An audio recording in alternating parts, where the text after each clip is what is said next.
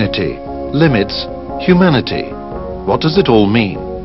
Well, 191 states are party to the Geneva Conventions, a core part of international humanitarian law, or IHL. These conventions, this set of rules, is designed to limit the effects of armed conflict and protect civilians, as well as wounded and captured combatants.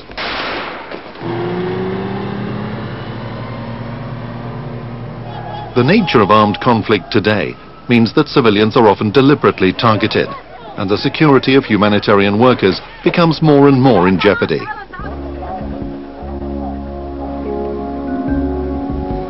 IHL must be respected. It must remain a constant. Wherever necessary, men, women and children caught up in war should have access to neutral, independent humanitarian action. Acting on the mandate given to it by the international community, the ICRC strives to promote IHL and endeavors to protect the lives and dignity of victims of armed conflict without discrimination. It does this in some 80 countries worldwide, alongside its partners in the Red Cross and Red Crescent movement.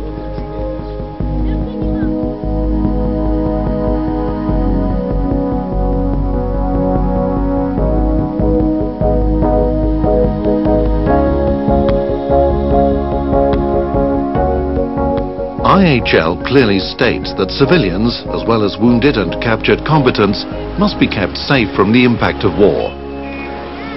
For men, women and children, this means protection from violence, but also access to the means to live, water, food, shelter and health care. When violations of IHL occur and essential infrastructure breaks down, independent humanitarian action to help protect and assist civilians is vital. In practical ways, the ICRC works hard to help restore essential needs, such as supplying fresh water to the displaced in Chechnya, or distributing food and other basic necessities to thousands in Colombia, in partnership with the Colombian Red Cross.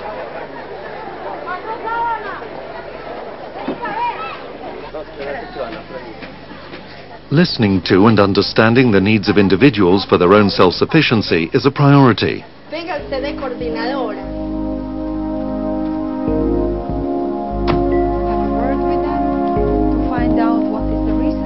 Wherever possible, the ICRC maintains a constant presence in areas of armed conflict and helps ease the fear and threat of those exposed to the fighting. This is like we should go inside.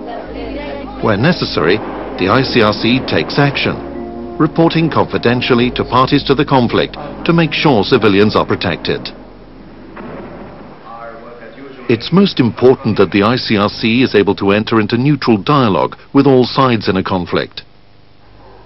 In this manner, ICRC staff have contact and discussions with the military, police and armed groups to help strengthen protection for civilians and increase understanding of the need for independent humanitarian action.